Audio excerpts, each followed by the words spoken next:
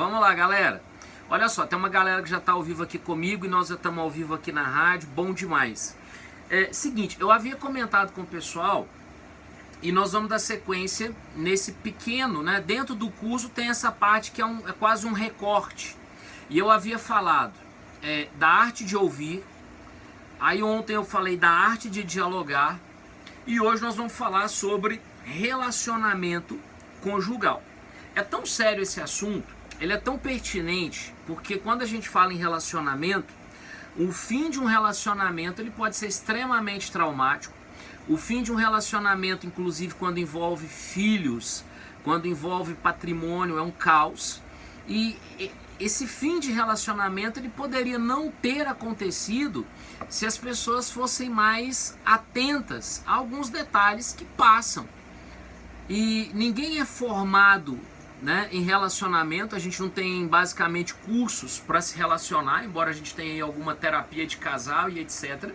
Mas o interessante é que as pessoas procuram ajuda quando a coisa já está desgringolada, quando as coisas já não têm recurso. Então, o que acontece? Preciso entender que, primeiro, né, todo mundo é chamado a ter um relacionamento. Não necessariamente, né? Se você está num momento que você não quer estar com ninguém e está bem, então tá ótimo, ok. E existem pessoas que entram às vezes em relacionamento até por pressão de colega, de amigo, de família. Ó, filha, você tem que arrumar um namorado. Ó, filho, você tem que arrumar uma namorada. Olha, fulano, agora que você está livre, você tem que estar com alguém. E, primeira coisa, as pessoas têm um tempo que é próprio. É preciso respeitar esse tempo. Então esse é um ponto. Agora, um outro ponto que eu quero dizer é que relacionamentos que começam aí de uma forma banal, quase que por acaso, eles podem vir a construir uma família, um casal, pessoas que vão ter filho, que vão conviver uma vida inteira. Bom, e aonde é o ponto? Eu inclusive vou usar o texto, né? Eu normalmente nunca uso o texto para a gente se comunicar, mas hoje é tão rico que eu acho importante usarmos do texto original do autor, né? Do Augusto Cury. Lembrando que o curso que nós estamos fazendo, a base desse curso é um livro do Augusto Cury, o 12 Semanas para Mudar uma Vida. Então, para além desse conteúdo, é claro que a gente coloca outros, mas vamos ser muito fiel ao autor e dizer o seguinte, o que ele coloca no início aqui, ó. Grande parte dos casais desenvolve uma grave crise afetiva porque não aprendem a arte de ouvir e dialogar. Por isso nós trabalhamos tanto o ouvir quanto o dialogar nos estudos anteriores. Aí ele continua. Sabem conversar, mas não sabem falar de si.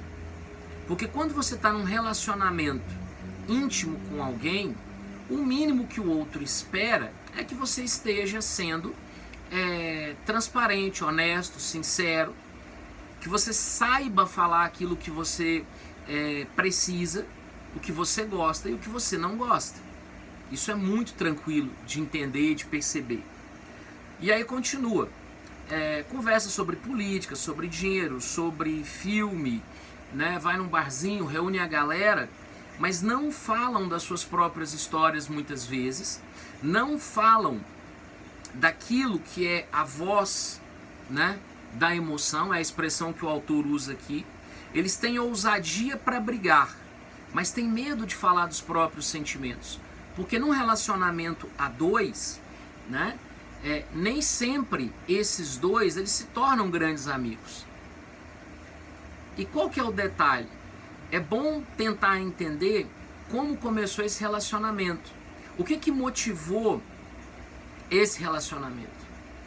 Porque muitas vezes nós, quando voltamos, né, fazemos aí uma análise do passado, a gente tem que entender que muitas vezes o que iniciou um relacionamento não foram as melhores circunstâncias, ou foram questões às vezes emocionais. Uma pessoa estava muito frágil emocionalmente, aquele outro ou outra entrou na vida dela ou dele naquele exato momento. A pessoa sentiu uma atração, né, emocional, sensual, sexual muito forte por aquela pessoa e eles acabaram ficando juntos. ou a pessoa era muito bonita, ou muito simpática, uma pessoa importante, famosa, enfim. As razões são as... né? Mas o que faz com que duas pessoas permaneçam juntas? Tá para além da questão física, sabe? Tá para além da questão das aparências, tá para além inclusive da questão financeira. Porque o que sustenta relacionamentos saudáveis é justamente a liberdade que um oferece ao outro.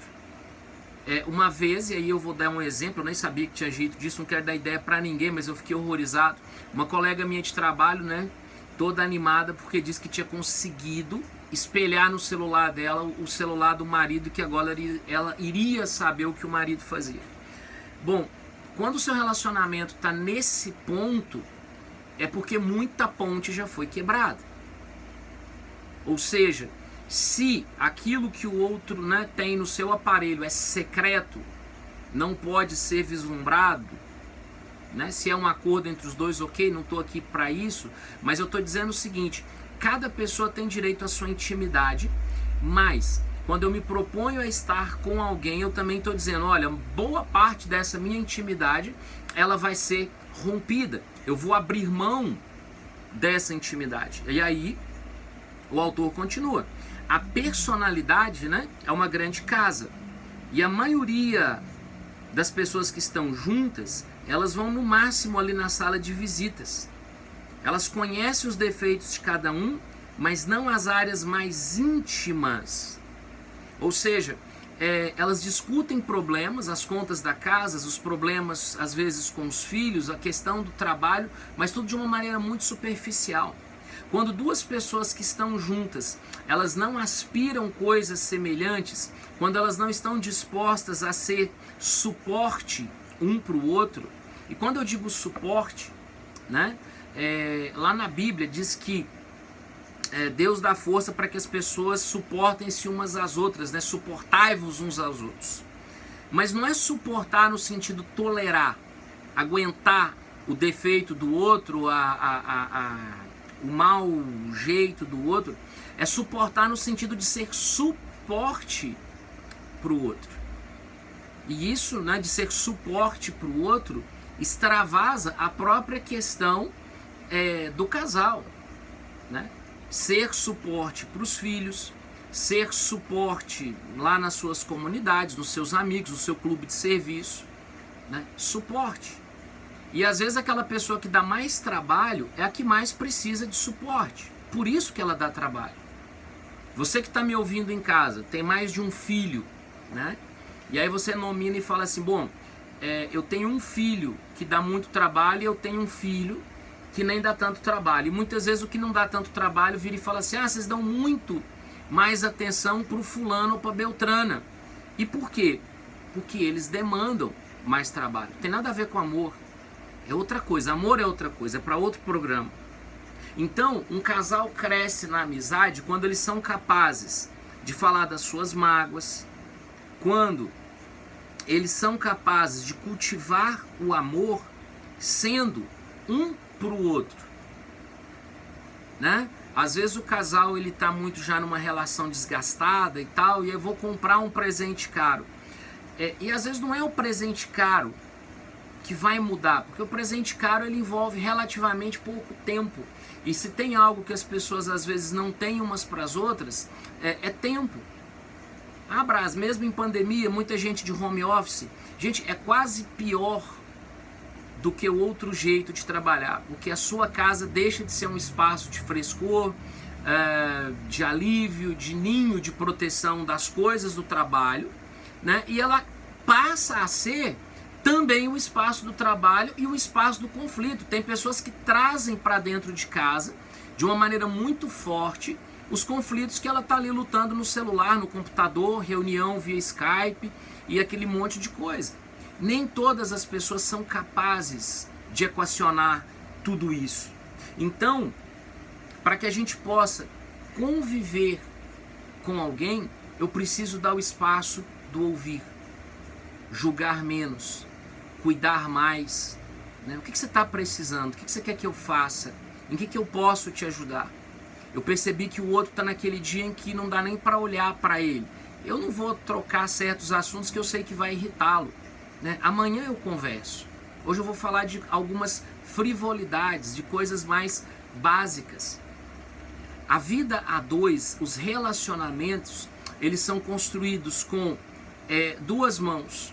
Uma que oferece o suporte, oferece o amor, aquela mão que resgata, aquela mão que retoma para o caminho certo. Mas veja, eu também tenho que ser aquele lado que está disposto a ouvir e a mudar. Eu não vou me aprofundar nesse pedaço, porque a gente já está com o tempo estourado.